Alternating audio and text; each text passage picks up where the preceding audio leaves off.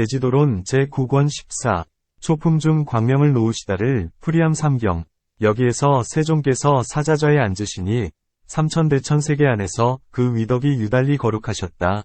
광명과 모습과 위덕이 높고 높으시어 외외 시방의 항아에 모래수같이 많은 부처님 세계에 두루 미치니 마치 수미산왕은 광명과 색깔이 뛰어나서 다른 산들이 미칠 수 없는 것과 같았다. 문. 부처님은 무슨 힘으로 일체의 중생들 가운데서 그 위덕이 특별히 거룩하시며 광명과 위덕이 높으심이 이러하신가? 전륜성왕이나 하늘, 서민들에게도 큰 힘과 광명과 위덕이 있거늘 어찌하여 부처님에게만 그 덕이 특별히 거룩하다 하는가? 답. 비록 이 여러 성현들에게도 광명과 위덕이 있기는 하나 그것은 한량이 있다. 비유하건대 해가 나오면 무별은 곧 사라져서 나타나지 않는 것 같다. 부처님은 한량없는 것 동안 큰 공덕을 모아서 일체를 갖추셨다. 인연이 크기 때문에 그 과보 또한 크다. 하지만 다른 사람에게는 그러한 것이 없다. 또한 부처님은 세세에 닦은 고행은 한량없고 헤아릴 수가 없다. 머리, 눈, 골수, 뇌로서 항상 중생들에게 베푸셨으니 어찌 국토, 재물, 처자뿐이었겠는가. 온갖 갖가지 계행과 인욕과 정진과 선정과 그리고 견줄대 없이 청정하고 파괴할 수 없고 다할 수 없는 지혜 역시 세세에 수행하여 이미 구족하여 완성하셨으니 이러한 과보의 힘인 까닭에 헤아릴 수 없고 수승한 위실력을 얻으신 것이다. 그러므로 말하기를 인연의 힘이 큰 까닭에 과보 역시 크다고 말한다. 부처님의 위실력이 무량하고 위덕는 크고 높아 이루 다 헤아릴 수 없다면 어찌하여 9가지 죄보를 받으셨는가? 곧 첫째는 범지의 딸 손다리가 부처님을 비방하고 500아라한을 비방한 일이요. 둘째는 전차 바라문의 딸이 나무통을 배에 품고 부처님을 비방한 일이요. 셋째는 제바다리 산을 밀어 부처님의 엄지발가락을 상하게 한 일이요. 넷째는 나무토막을 굴려 발이 끼이게 한 일이요. 다섯째는 비루리왕이 군사를 일으켜 석가족을 죽일 적에 부처님이 두통을 앓으신 일이요. 여섯째는 악이 달다 바라문의 청을 받고서 마맥을 잡수신 일이요. 일곱째는 맹풍이 발동해서 등이 아팠던 일이요. 여덟째는 6년 동안 고행을 하신 일이요. 아홉째는 바라문의 마을에 들어가서 걸식하셨으나 밥을 얻지 못한 채 빈 바로로 돌아오신 일이다. 또한 동지를 전후한 8일 동안 찬바람이 대밭을 휩쓸 때 3가지 옷으로 겨우 추위를 막으신 일도 있었고 더위에 시달릴 때 아난이 뒤에서 부채질을 한 일도 있다. 이렇듯 세상의 작은 일들을 부처님께서도 모두 받으셨다. 만일 부처님의 위실력이 한량이 없으셔서 삼천대천 세계 내지는 동쪽으로 항아의 모래수같이 많은 세계와 남, 서, 북, 내간방, 사육, 위아래의 광명과 모습과 위덕이 크고 높으시다면 어찌하여 여러 죄보를 받으셨는가? 답. 부처님이 인간 가운데에서 사람의 부모로부터 태어나 인간의 몸과 힘을 받았으나 손가락 한마디의 힘이 천만억 나유타의 흰 코끼리보다 수승하시고 신통력은 한량없고 셀 수 없어서 불가사의하시다. 이 정반왕의 아들은 노, 경, 사이 고통을 싫어해 출가하여 불도를 이루셨으니 이분이 어찌 죄보를 받아 추위나 더위에 시달리셨겠는가? 부처님의 신통력은 불가사의하니 불가사의한 법 가운데 어찌 추위나 더위 따위의 걱정이 있겠는가? 또한 부처님에게는 2가지 몸이 있으시니 하나는 법성신이요 하나는 부모가 낳아주신 몸이다. 이 법성신은 시방 허공에 가득하여 한량없고 끝이 없으며 빛과 형상이 단정하고 상호가 장엄스러우며 한량없는 광명과 한량없는 음성이 있으시다. 법을 듣는 무리 역시 허공에 가득하며 이 무리들도 역시 법성신이어서 생사에 끄달리는 사람은 아니다. 항상 갖가지 몸과 갖가지 명호와 갖가지 태어날 곳과 갖가지 방편을 내어 중생을 제도하니 항상 일체를 제도하여 잠시도 쉬지 않는다. 이와 같음이 법성신의 부처님이며 시방의 중생들로서 죄보를 받는 자를 구제하는 것은 생신불이다. 생신불은 차례차례 설법하기를 인간의 법과 같이 한다. 이렇게 2가지 부처가 있으므로 여러 죄보를 받는다 하여도 허물이 없다. 또한 부처님은 도를 얻었을 때에 일체의 그릇된 법을 모두 끊고 일체의 착한 법을 다 이루어지거늘 어찌 실로 착하지 못한 죄보를 받는 일이 있겠는가? 다만 미래의 중생을 가엾이 여기시기 때문에 방편을 놔두어 이러한 여러 죄보를 받는 것이다. 또한 아니로드도 어떤 벽지불에게 밥을 주었기 때문에 한량 없는 세상 동안의 즐거움을 받아 마음으로 음식을 생각하면 즉시에 얻었다. 그러니 하물며 부처님은 세세에 걸쳐 살을 베고 골수를 내어 중생들에게 보시하였거늘 밥을 빌러 갔다가 얻지 못해서 빈 바로로 돌아왔겠는가? 이런 까닭에 부처님은 방편으로서 중생을 제도하기 위하여 이러한 죄과를 받았음을 알 수 있다. 어떻게 방편으로 가엾이 여기는가? 곧 미래세의 5무리의 불제자들은 보시의 복이 얇기 때문에 스스로 살아갈 기구들을 구걸해도 얻지 못하면 모든 속인들이 이렇게 말한다. 그대들은 의식도 얻지 못하고 병이 나도 제거하지 못하면서 어떻게 도를 얻어 남을 이롭게 하겠는가? 이에 5무리가 이렇게 대답한다.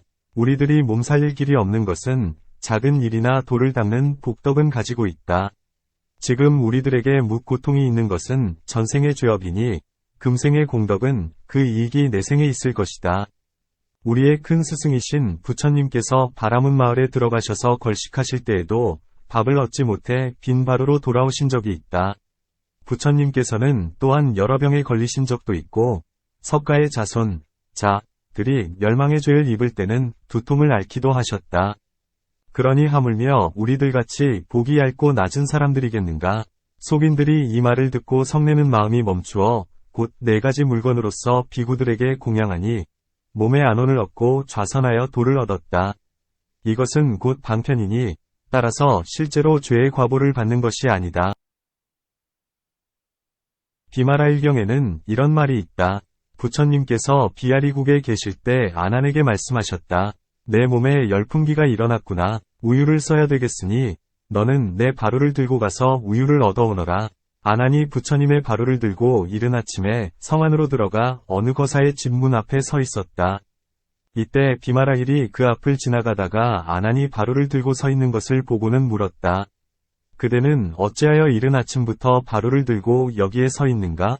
아난이 대답했다. 부처님께서 몸이 조금 불편하신데 우유를 써야 되기 때문에 내가 여기에 와 있습니다. 비마라일이 대답했다. 그치시오. 아난이여, 열애를 비방하지 마시오. 부처님은 세존이시니 이미 온갖 착하지 못한 법을 초월하셨습니다.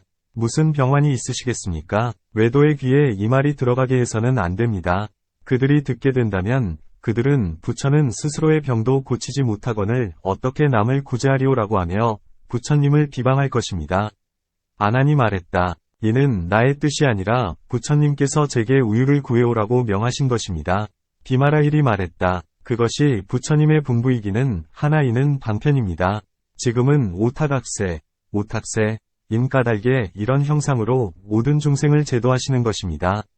만약에 오는 세상에 병이 든 비구들이 속인들로부터 탕약을 구하려 하면 속인들은 그대들은 자신이 아파도 구제하지 못하거늘 어찌 다른 사람을 구제하겠는가라며 힐난할 것입니다. 그러면 비구들은 이렇게 대답할 것입니다. 우리의 큰 스승께서도 병이 드신 일이 있다. 그러니 하물며 우리들의 몸은 초계각건을 어찌 병이 없을 수 있겠는가? 이렇게 해서 속인들은 비구들에게 여러가지 탕약을 공급하게 되고 비구들은 편안히 좌선하고 도를 행할 수 있게 되는 것입니다. 외도의 선인들도 능히 약초나 주술로서 다른 사람의 병을 고칩니다. 그러니 하물며 열애는 온갖 지혜와 덕을 갖추셨거늘 스스로의 몸에 병이 있는 것을 제하지 못하시겠습니까? 그대는 조용히 바루를 들고 들어가서 우유를 받아갈지언정 다른 사람이나 외도, 이악들이 알게 해서는 안 됩니다. 이런 까닭에 부처님은 방편을 쓰신 것이지 실제로 병이 드신 것이 아니다. 여러 죄의 인연도 이와 같다. 그러므로 말하기를 부처님은 그 덕이 특별하시고 거룩하셔서 광명과 모습과 위덕이 크고 높으시다. 고한 것이다. 여기에서 세종께서는 상신으로서 이 삼천대천 세계의 온갖 중생들에게 보이시니 이때에 수타회천, 범중천, 타화자재천, 화자락천, 도솔타천, 야마천, 33천, 사천왕천 및 삼천대천 세계의 사람인 듯 사람 아닌 듯한 것들, 인비인, 이 하늘의 꽃과 하늘의 영락과 하늘의 택향과 하늘의 가루향과 하늘의 청년화, 백년화, 홍년화와 하늘의 나뭇잎 향을 가지고 부처님께 다가갔다. 부처님은 어찌하여 상신으로서 이 삼천대천 세계 가운데의 일체 중생에게 보이시는가? 답. 부처님께서 마하바냐바라미를 말씀하시기 위하여 삼매왕삼매에 드시니 발 밑에 상륜에서 나는 광명으로부터 위로는 6개의 광명에 이르기까지 크게 빛나셨다. 마치 겁이 다하였을 때에 수미산들이 차례로 타버리는 것과 같았으니 이 광명은 삼천대천세계와 나아가서는 시방의 항아의 모래수같이 많은 불세계에 두루 찼으며 모두 크게 빛났다. 이를 보는 중생은 마침내 안욕다라삼약삼보리에 이르렀다. 이때 부처님께서 바냐바라미를 말씀하시려 하시니 첫째는 신통력을 부리시고 둘째는 온갖 털구멍이 미소를 짓고 셋째는 항상한 광명을 사방으로 각각 한 길씩 놓으시고 넷째는 혀로 삼천대천세계를 두루 덮어 웃으시고 다섯째는 사자유이삼매에 드시면 삼천대천세계가 6가지로 진동하고 여섯째는 부처님이 사자좌에 앉으시어 가장 훌륭한 몸의 광명을 나타내시면 그 모습과 위덕이 크고 높으시다. 이러한 위실력으로 중생들을 감동시키면 믿음이 있는 중생은 모두가 안욕다라삼약삼보리에 이르게 된다. 그 중에도 위심하는 이에게는 상신을 보이면 곧 믿음과 이해가 생겨서 제각기 말하기를 지금 보는 것이 부처님의 참 몸이시다. 부처님의 신통력 때문에 이 삼천대천세계 안의 사람이 부처님의 상신을 보되 멀건 가깝건 장애가 없다 한다. 이때에 삼천대천세계의 중생이 모두 크게 기뻐하면서 말하기를 이것이 참으로 부처님의 몸이다. 부처님이 처음 탄생할 때와 처음 성불할 때와 처음 법륜을 굴리실 때에 모두가 이 몸으로서 그와 같이 사유하신 것이다. 이것이 참으로 부처님의 몸이다. 라고 한다. 무슨 까닭에 정거천이라 하고 범세천이라 하는가? 답. 제4선에 8가지가 있다. 5곳은 아나함들이 머무는 곳으로 정거라 하며 나머지 3곳은 범부와 성인이 함께 머무는 곳이다. 이 8곳을 지나면 십주보살이 머무는 곳인데 이름이 정거이며 대자재천왕이라 부르기도 한다. 범세천은 태어나는 곳이 3종류가 있다. 첫째는 범중천이니 여러 작은 범천들이 태어나는 곳이요. 둘째는 범보천이니 귀한 범천이 태어나는 곳이요. 셋째는 대범천이니 이는 중간의 선이 태어나는 곳이다. 애욕을 여윈 것으로는 같거늘 어찌하여 귀하고 천한 차이가 있는가? 답. 초선에는 3가지가 있으니 상, 중, 하이다. 만일 하등의 선정을 닦으면 범중천에 태어나고 중등의 선정을 닦으면 범보천에 태어나고 상등의 선정을 닦으면 대범천에 태어난다.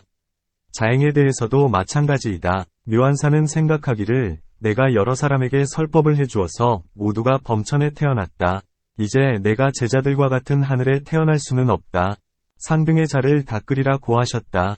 그리고는 상등의 자를 닦았기 때문에 대범천에 태어났다. 무슨 까닭에 4선천 가운데 처음과 마지막의 것만을 말하고 중간은 말하지 않는가? 답. 첫 부문은 애욕을 여위기가 어렵기 때문이요. 마지막은 미묘하여 얻기 어렵기 때문에 말했으나 중간은 들어가기 쉽기 때문에 말하지 않는다. 또한 범세를 말함은 이미 새끼를 다 포섭하며 제4선천은 미묘하기가 으뜸이기 때문에 따로 말한다. 또한 사람들은 대개 범천은 알고 있으나 나머지 하늘은 알지 못한다. 그러므로 범천만을 말하며 정거천은 항상 중생들을 가엾이 여기어 부처님께 설법하시기를 권하기 때문이다.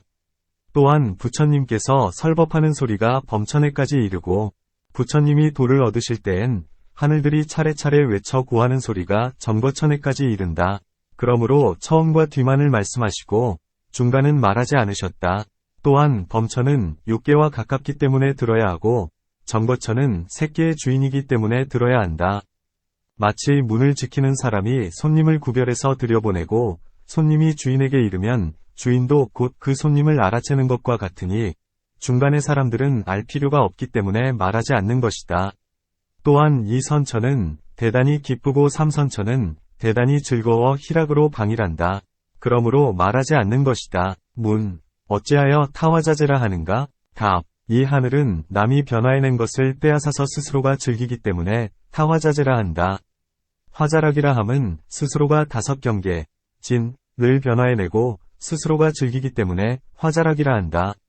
도소를 족함을 아는 하늘, 지족천이라 부르며 야마를 잘 구분된 하늘, 선분천이라 부른다. 두 번째를 33천이라 부르며 가장 밑에 하늘은 사천왕들의 하늘들이다. 수미산의 높이는 84,000 유순으로 위에는 33,000의 성이 있다. 수미산의 변두리에는 산이 있는데 6원 타라라 한다. 높이는 42,000 유순으로 이 산에는 4개의 봉우리가 있는데 봉우리마다 성이 있고 한 성마다 각각 사천왕이 살고 있다. 야마천 등의 하늘은 땅이 칠보로 되어 있고 허공 가운데 있는데 바람으로 그것을 지탱시켜 머물게 한다. 나아가 정거천에 이르기까지 모두 이와 같다. 이들 여러 하늘들이 부처님 몸에 청정하고도 큰 광명을 보고는 온갖 공양거리와 물과 육지에서 나는 꽃을 가지고 와서 공양하니 육지에서 나는 꽃은 수만제가 으뜸이요 물에서 나는 꽃은 청년화가 으뜸이다.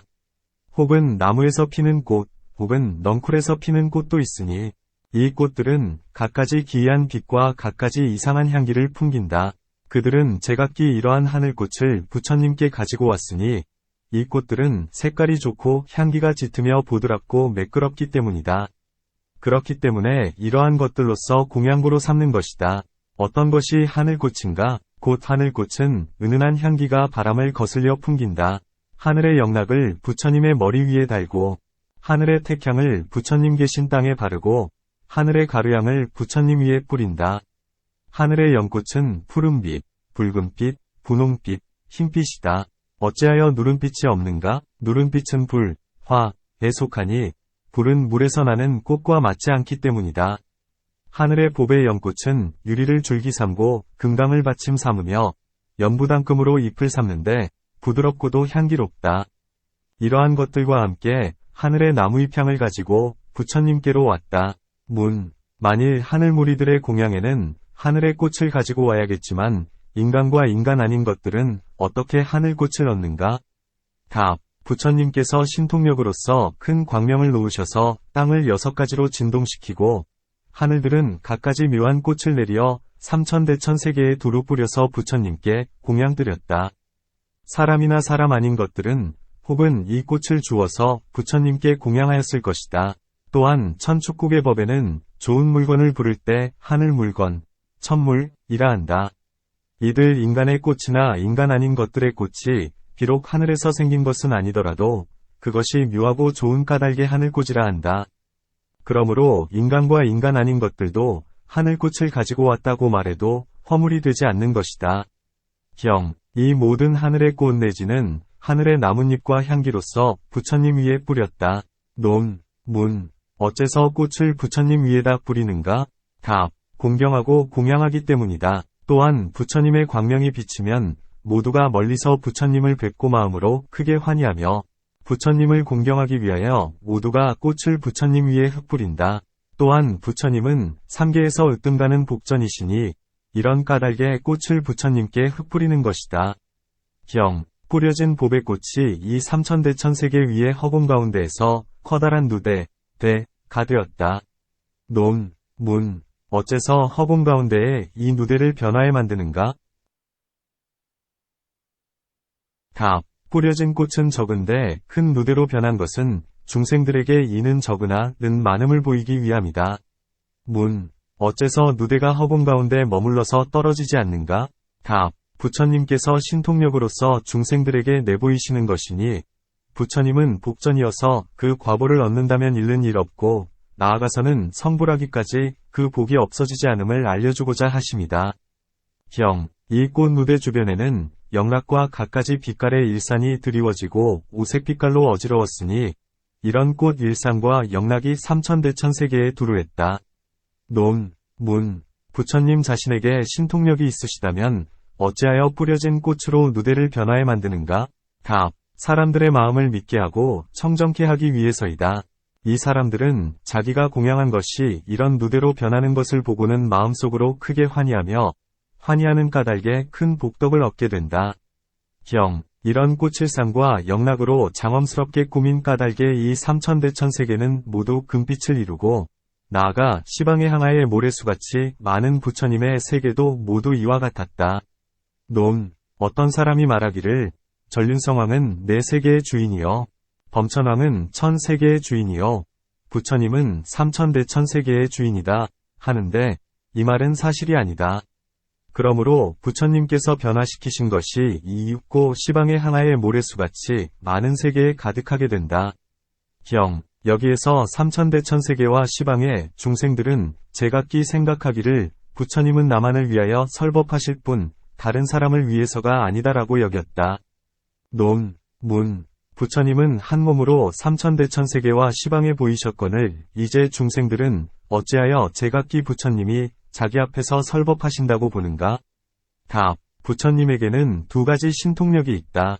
첫째는 한 곳에 앉아서 설법하셔도 먼 곳의 중생이 모두 듣고 모두 보게 하시며, 둘째는 한 곳에 앉아서 설법하셔도 낱낱 중생으로 하여금 부처님이 자기의 앞에서 설법하시는 것으로 보이게 하십니다.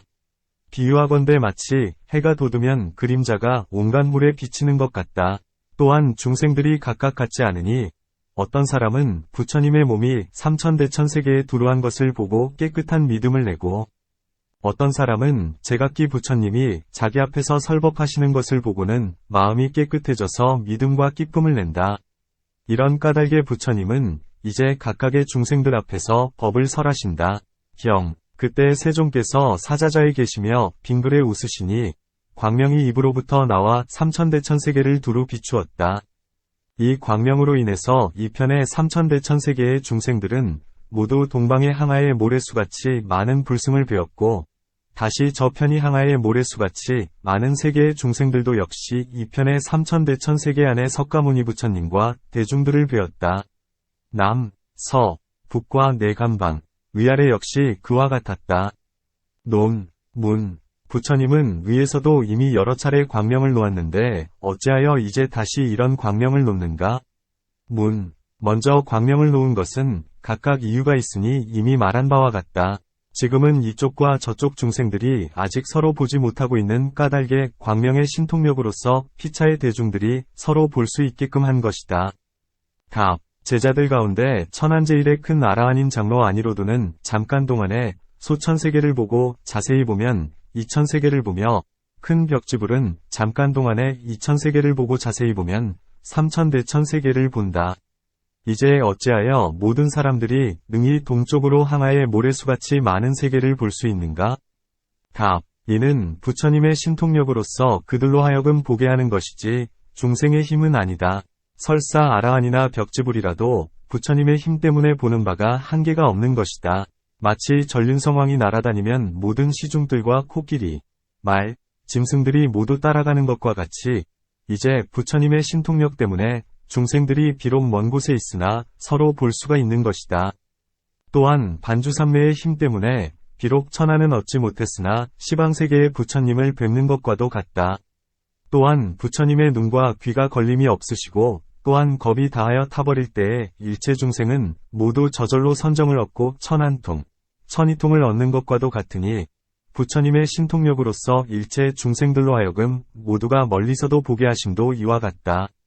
그때 세종께서 사자자에서 빙그레 웃으셨다고 했는데 웃는 일에 관해서는 앞에서 설명한 바와 같다. 아직 말하지 않은 것을 이제 설명하리라. 문. 이곳의 중생들이 멀리 저편을 보는 것은 부처님의 신통력이지만 저곳의 중생들도 또한 이 편을 보는 것은 누구의 힘인가? 답. 이는 석가모니 부처님의 힘이다. 저들로 하여금 이쪽의 삼천대천세계를 보게 하시고 나아가 석가모니 부처님과 모든 대중들을 보게 하신 것이다. 남, 서, 북및 내간방, 사육, 위아래도 역시 그와 같다. 15. 초품 중 시방의 보살들이 모여 오심을 풀이함 일경. 이때에 동쪽으로 항아의 모래수같이 많은 세계를 지나 그 세계의 가장 끝에 세계가 있으니 다보라 한다. 부처님의 명호를 보적이라 하는데 지금 현존하시면서 보살마하살들을 위해 반야바라미를 말씀하고 계신다. 논, 문. 부처님께서 말씀하시기를 일체의 세계는 한량도 없고 끝도 없다. 하셨거늘 어찌하여 그 세계는 가장 끝에 있다고 하시는가? 가장 끝에 있다면 이는 끝이 있는 축에 속하는 것이 된다. 만일 세계가 끝이 있다면 중생이 다해야 하리라. 그것은 왜냐하면 한량없는 부처님 가운데 각각의 부처님이 모두 한량없는 아승기 중생을 제도하여 무여열반에 들게 하시는데 만일 새로이 생기는 중생이 없으면 묵은 이들은 응당 다하게 될 것이기 때문이다. 답. 부처님 경전에서 비록 세계가 한량이 없다고 말씀하셨으나 이는 방편의 말씀이요 실제의 가르침이 아니다. 마치 실제에는 영혼, 신이 없지만 방편으로 말하는 까닭에 영혼이 있다고 하는 것과 같다. 이것이 곧 14가지 질문이 되니 세계의 끝이 있다거나 없다거나 함은 모두 삿된 소견이 된다. 만일 끝이 없다면 부처님에게는 일체지가 없어야 한다. 왜냐하면 지혜로서 두루 알아서 다 알지 못하는 물건이 없는 것을 일체지라 하는데 만약에 세계가 끝이 없다면 다 알지 못하는 바가 있게 되기 때문이다. 만일 세계가 끝이 있다 하면 앞에서 말한 허물과 같다. 이 두 가지가 모두 삿된 소견이다. 왜냐하면 끝없음에 의하여 끝있음을 깨뜨리기 때문이다. 이 다보세계는 일체 세계의 끝이 아니라 석가모니 부처님께 인연 있는 중생으로서 제도할 만한 이 가장 끝에 있다는 뜻이다. 비유하건대 어느 나라의 마지막 끝에 있다는 것이 한 연부제의 가장 끝에 있음을 말한 것이 아님과 같다. 만약에 끝이 없다면 부처님은 일체지자가 될 수 없으니 위에서 부처님을 풀이하는 가운데 대답한 것과 같다. 때문에 마땅히 알아야 하나니 부처님의 지혜가 한량이 없다고 함은 마치 이 금으로 뚜껑도 큰 것과 같다. 세 개의 이름을 다보라 했는데 보배에는 재물보배와 법보배의 두 가지가 있다. 어떤 보배가 많아서 다보세계라 하는가? 답, 두 가지가 모두 있다. 또한 많은 보살들이 법성 등의 모든 보배 여기서 말한 보배는 큰 보살들이 지니는 것이니 그로서 보배관을 삼으며 보배관 속에는 모두가 부처님들이 보인다. 또한 모든 법의 성품을 밝게 깨닫는다. 를 비춤이 많은 까닭에 다보라 한다. 여기에 부처님을 보적이라 하는데 무루의 근, 력, 각지, 각, 정도, 도 등의 법보가 모인 까닭에 보적이라 한다. 만약에 그렇다면 일체의 부처님을 모두 보적이라 해야 하거늘 어찌하여 그 부처님만을 보적이라 하는가? 답, 일체의 부처님을 다 보적이라 해야 되겠지만 그 부처님만을 이보배로서 명호를 삼았을 뿐이다. 마치 미륵을 자시라고 부르는 것과 같으니 부처님들은 모두 자비가 있으시지만 오직 미륵만 자비, 자로 명호를 삼은 것이다. 또한 보화 부처님이 탄생하실 때 몸 전체에서 갖가지 꽃빛 광명이 있었기 때문에 보화태자라 이름하였고 연등불 단주에 말하되 연등불의 옛 이름은 정광불이라 한다. 이 탄생하실 때에도 몸 전체가 등불 같았으므로 연등태자라 하였으며 부처님이 되신 뒤에도 연등이라 부른 것과 같다. 보적 부처님도 그와 같아서 당연히 처음 탄생하실 때 많은 보물이 생겨났거나 땅에서 솟았거나 혹은 하늘에서 비 오듯 내려와 갖가지 보배가 쌓였기 때문에 보적이라 불렀던 것이다. 오직 석가모니 부처님 한 분만 계시고 시방의 부처님은 없을 것이다. 그것은 왜냐하면 이 석가모니 부처님께서 한량없는 위력과 한량없는 신통이 있어 모든 중생을 제도하시니 다른 부처님은 존재하지 않기 때문이다. 전하는 말에 의하면 아난이 일심으로 생각했다. 과거의 부처님들과 보아, 연등 등은 모두가 좋은 세상에 태어나셔서 수명도 지극히 장구하여 응이 중생들을 제도하셨다. 지금의 석가모니 부처님은 악세에 태어나셔서 수명이 짧으시니 제자들을 다 제도하지 못하실 것이다. 이와 같이 위심을 일으켰는데 그때 부처님께서 아난의 마음을 아시고는 곧 해가 돋는 때인지라 일출삼매에 드셨다. 그때 부처님의 모든 모공에서 온갖 광명이 나오는 것이 마치 해에서 광명이 나오듯 했다.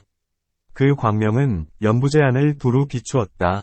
그곳이 빛으로 가득 차자 다시 사천하를 비추었으며 사천하를 비추어 가득 채우자 다시 삼천대천세계를 비추었으며 삼천대천세계를 비추어 가득 채우자 다시 시방의 한량없는 세계를 비추었다.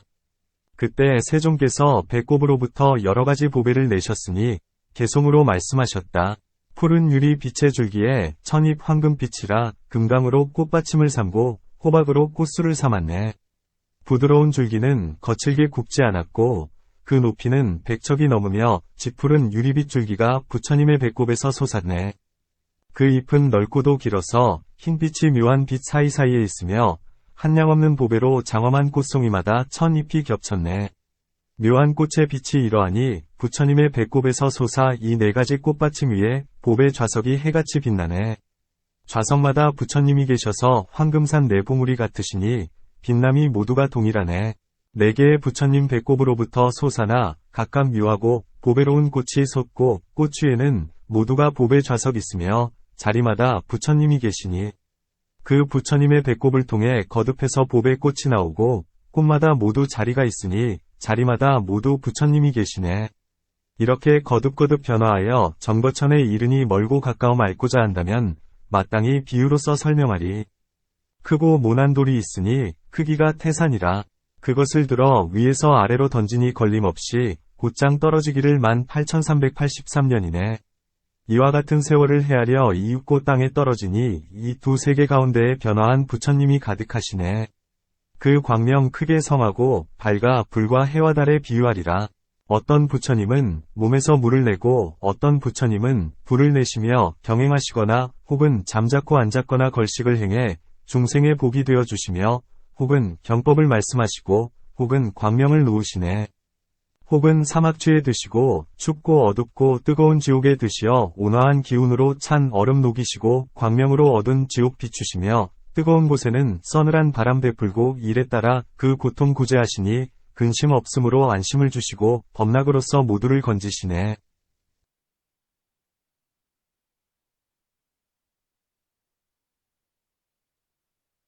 이와 같이 갖가지 방편으로 잠깐 사이에 능히 시방에 한량없는 중생을 제도하시고 중생을 제도하신 뒤에는 다시 본래의 자리로 들어가 부처님의 배꼽 가운데 머물렀다. 그때 세종께서 일출산매로부터 나오셔서 아난에게 물으셨다. 너는 이 산매의 신통력을 보았느냐? 예, 보았습니다. 아난은 대답하고는 이어서 말씀드렸다. 부처님께서 하루 동안만 세상에 머무르시더라도 제도하신 제자가 허공에 가득하거늘 하물며 80여 년 동안이나 세상에 머무시는 일이겠습니까? 이런 까닭에 한 부처님의 공덕과 실력은 한량이 없다고 하며 현재의 시방세계를 교화하시되 딴 부처님이 없으시다 한다. 또한 부처님께서 말씀하시기를 여자는 전륜성왕이 될 수 없고 제석천왕, 마왕, 범천왕도 될 수 없고 부처도 될 수 없으며 전륜왕은 한 곳에서 함께 다스리지 않는다 하셨는데 십력을 갖춘 세존도 그와 같아서 한 세상에 두 부처님이 계시지 않는다. 또한 부처님께서는 이렇게 말씀하셨다. 부처의 말씀은 허망하지 않고 세상에는 두 부처님이 없다. 한 법이 있어 만나기 어려우니 이는 곧 불세존이니라. 무량억겁 동안의 때에 맞추어 한 번씩 계실 뿐이다. 91겁 가운데 세 겁의 부처님이 계셨다. 현겁 이전에 91겁 첫 무렵에 부처님이 계셨으니 이름이 비바시진나라 말로는 종종견이다 점입할 였고 제31겁 동안에 두 부처님이 계셨으니 시기진나라 말로는 불이다.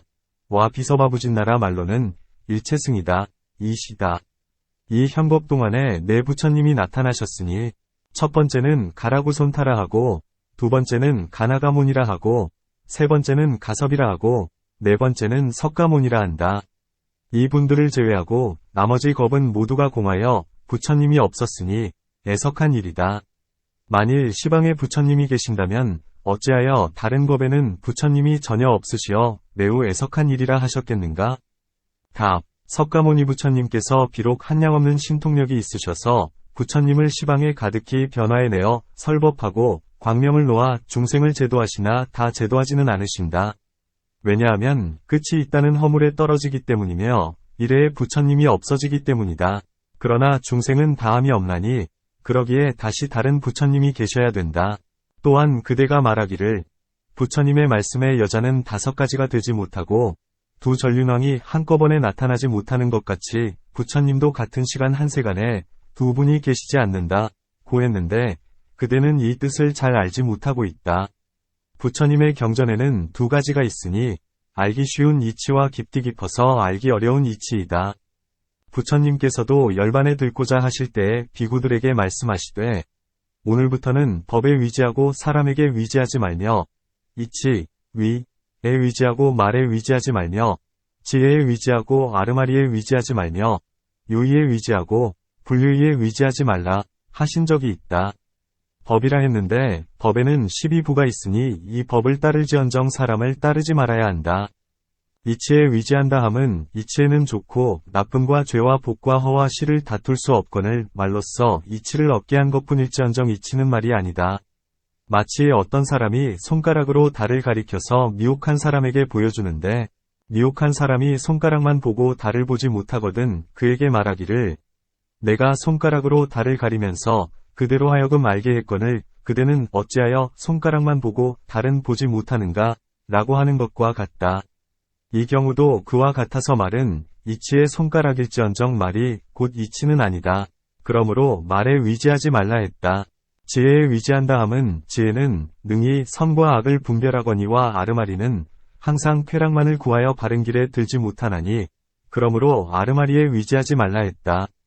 유의에 위지한다 함은 모든 지혜로운 사람 가운데는 부처님이 으뜸이고 모든 경서 가운데는 불법이 으뜸이고 모든 중생들 가운데는 비구들이 으뜸이고 보시를 하면 부귀를 얻고 계행을 지키면 하늘에 태어난다고 가르치는 것은 유의경의 말씀이다. 어떤 사람은 말하기를 법사에게 5가지 이익이 있으니 첫째는 큰 부자가 되고 둘째는 사람들에게 사랑받고 셋째는 단정하고 넷째는 명예를 얻고 다섯째는 나중에 열반을 얻는다. 고 하면 이것은 불유의이다.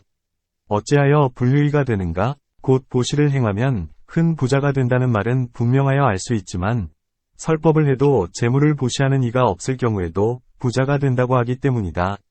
부자가 되는 이유는 설법하는 법사가 갖가지 방법으로 보시를 찬탄하여 남의 간탐심을 깨뜨리고 스스로의 간탐심도 깨뜨리나니 이런 까닭에 부자가 된다. 그러므로 불유의가 된다. 이는 많은 경전에서 방편의 말이요 실다운 이치가 아니다.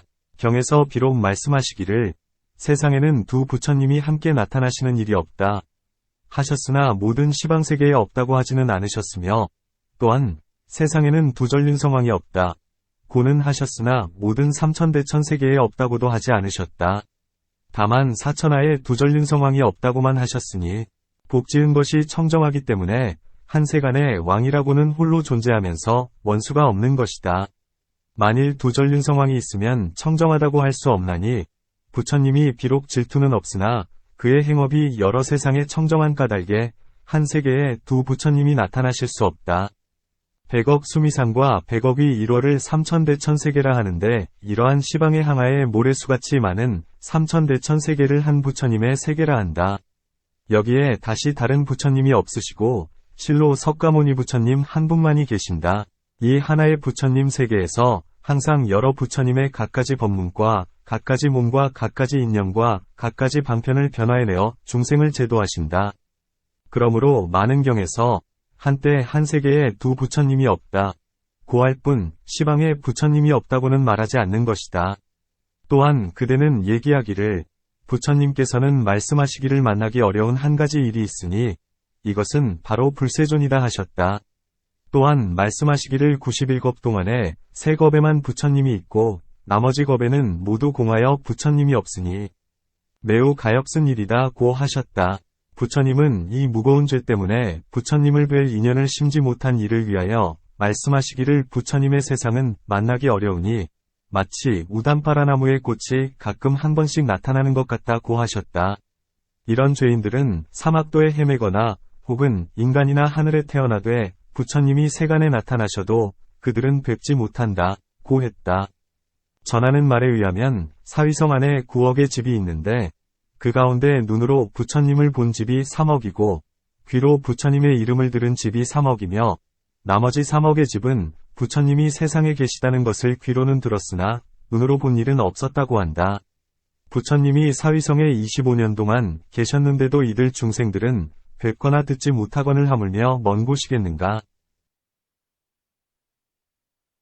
또한 부처님이 아난과 함께 사위성에 들어가 걸식을 하는데 이때 어떤 가난한 노모가 길가에 서 있었다. 이에 아난이 부처님께 말씀드렸다. 이 사람이 매우 가엾으니 부처님께서 제도하여 주옵소서.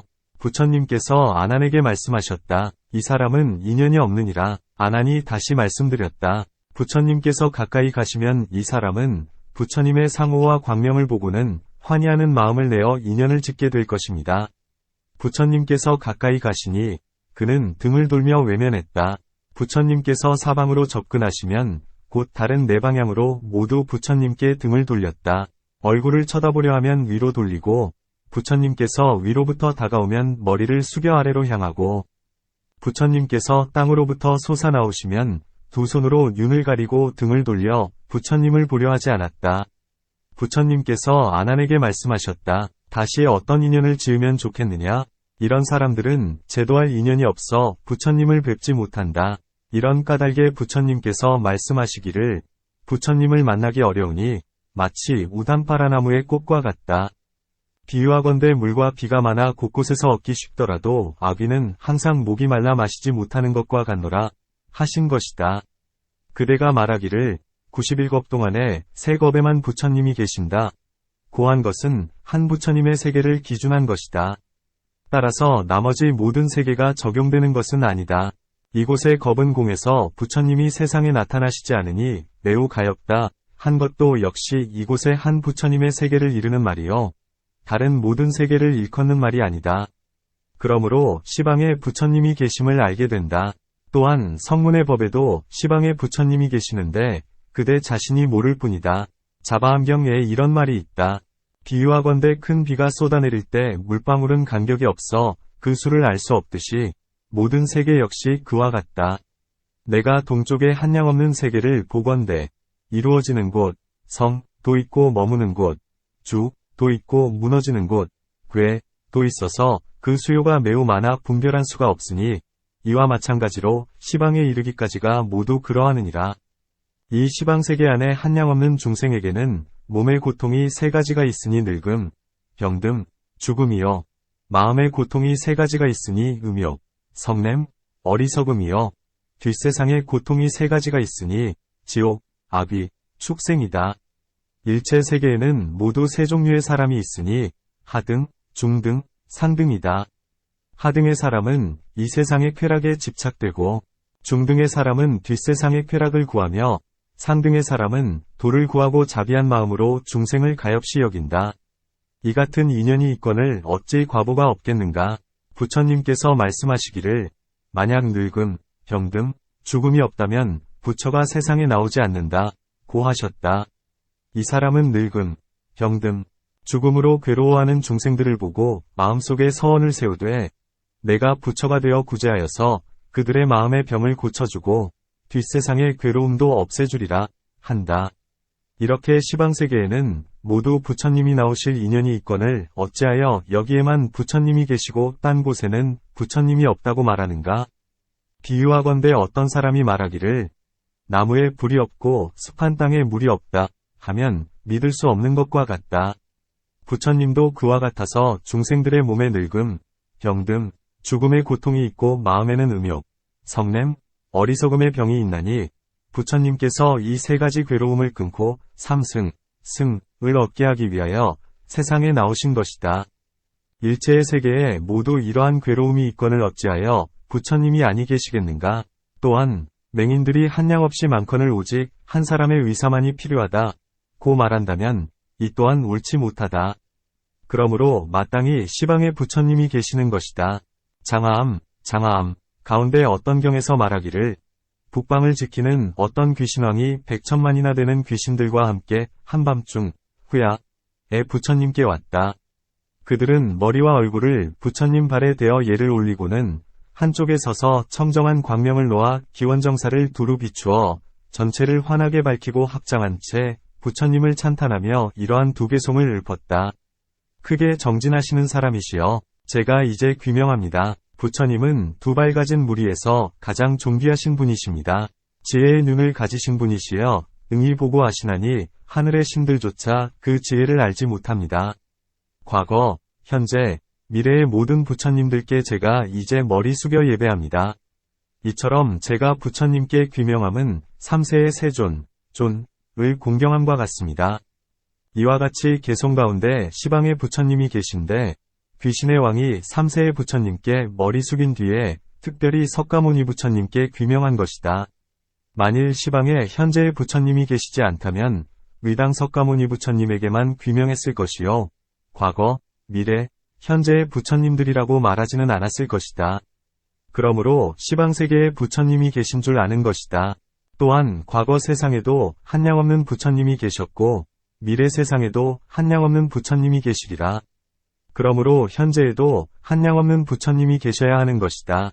또한 가령 부처님께서 성문의 법가운데에서 시방에 무수하고 무량한 부처님이 계시다 고 말씀하셨다면 중생들은 당연히 생각하기를 부처님은 만나기 쉽다고 할 것이다. 또한 애써서 해탈을 구하지 않은 채 이 부처님을 만나지 못하면 저 부처님을 만나게 될 것이다 고 하며 이처럼 게으름을 피우고 해탈을 구하지 않을 것이다.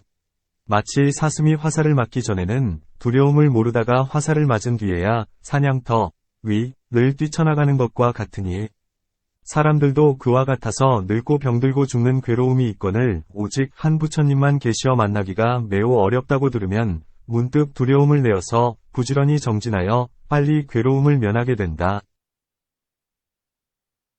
이런 까닭에 부처님께서는 성문의 법가운데에서 시방에 부처님이 계시다고 말씀하시지 않으셨으며 또한 없다고도 말씀하지 않으신 것이다. 만일 시방세계에 부처님이 계시거늘 그대가 없다고 한다면 한량없는 죄를 지을 것이요 시방세계에 부처님이 계시지 않거늘 내가 계시다고 말한다면 한량없는 부처님의 생각, 불상을 일으키고 공경의 복을 받는다. 그것은 왜냐하면 착한 마음의 인연은 복덕의 힘이 크기 때문이다. 비유하건대 자심삼매로 관찰해 일체 중생이 모두 즐거움을 받음을 보면 비록 실제의 이익은 없으나 자비한 관찰 때문에 이 사람은 한량없는 복덕을 얻는 것과 같다. 시방에 부처님을 생각함도 이와 같아서 실제로 시방에 부처님이 계시는데 없다고 말한다면 시방에 부처님을 파괴한 한량없는 과보를 받는다. 그것은 왜냐하면 참된 일을 깨뜨렸기 때문이니라. 육안을 가진 사람이 모두 다 알지는 못하나 다만 마음으로 믿어 계시다라고 말한다면 그 복이 한량이 없다. 하지만 실로 계시는데도 없다고 한다면 그 죄가 매우 무겁다. 사람들 스스로가 생각하여 있다고 믿어야 할 것이거늘 하물며 부처님께서 스스로 마하연 가운데서 실로 시방에 부처님이 계시니 어찌 믿지 않겠는가? 라고 말씀하심이야 말할 나위 있겠는가?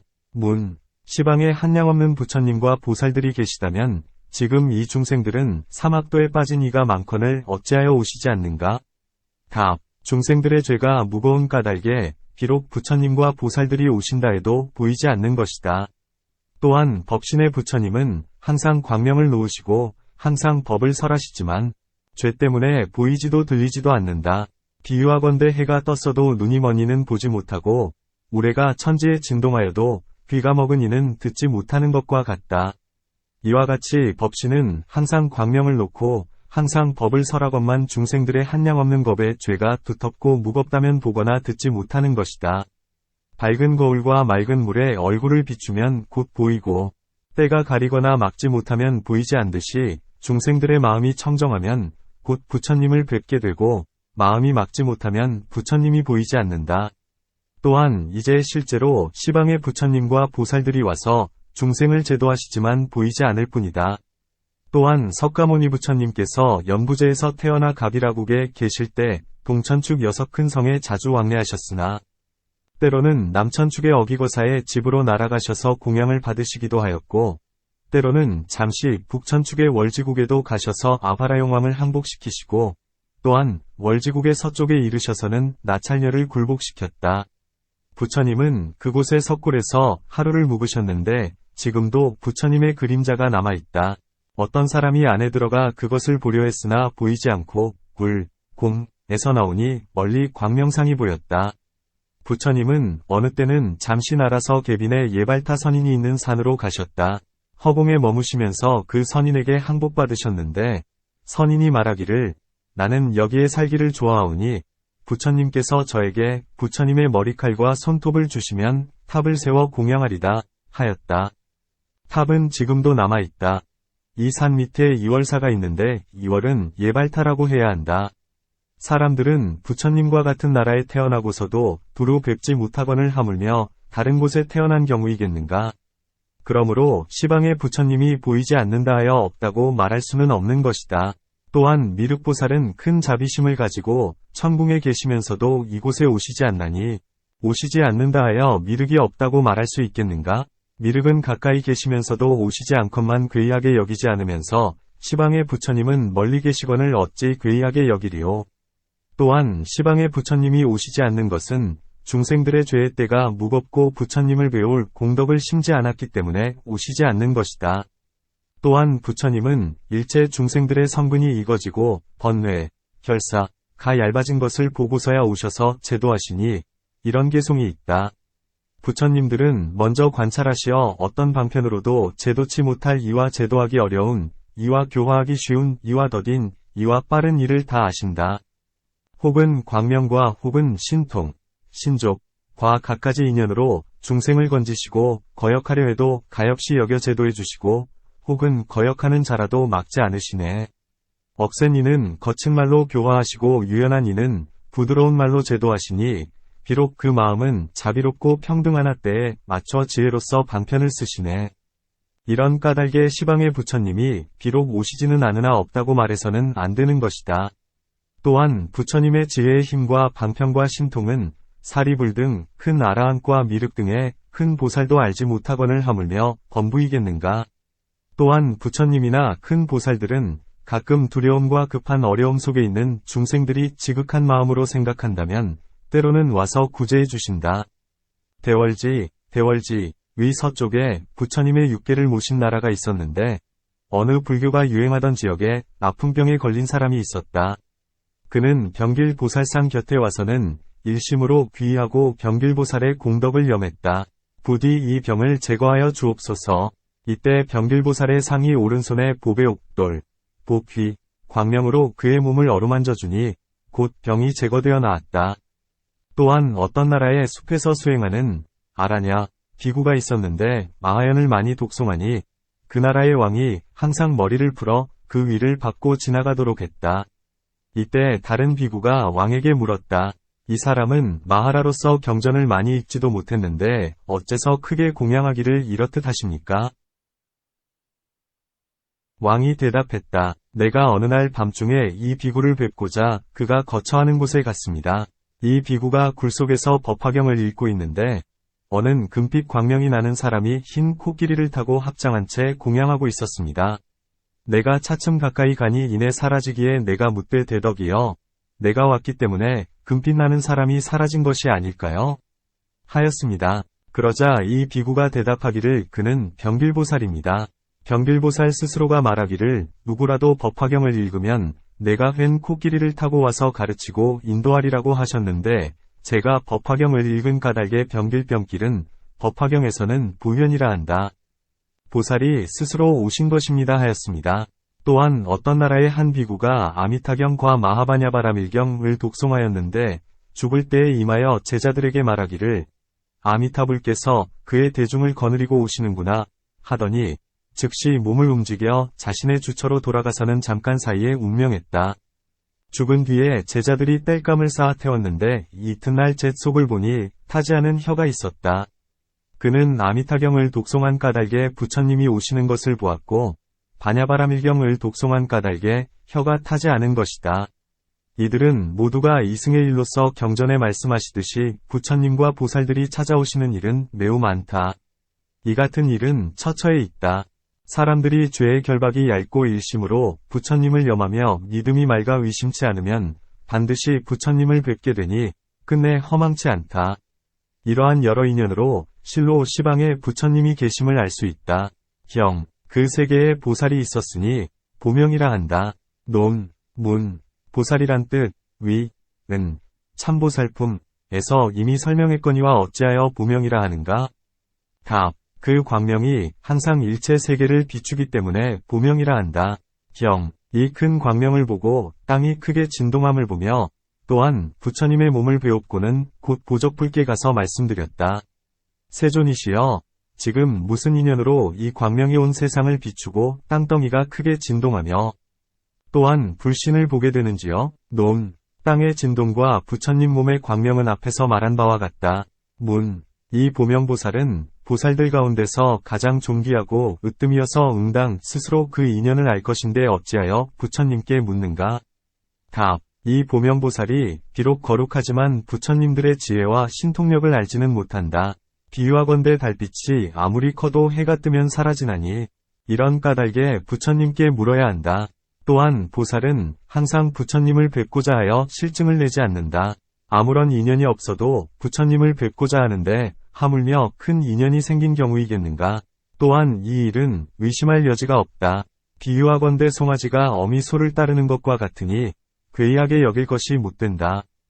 또한 작은 왕들이 큰 왕을 아련 조종하는 것과 같아서 위례히 그렇기 때문이다. 보살들도 이와 같아서 큰 이익을 얻는 까닭에 항상 부처님을 따르려 한다.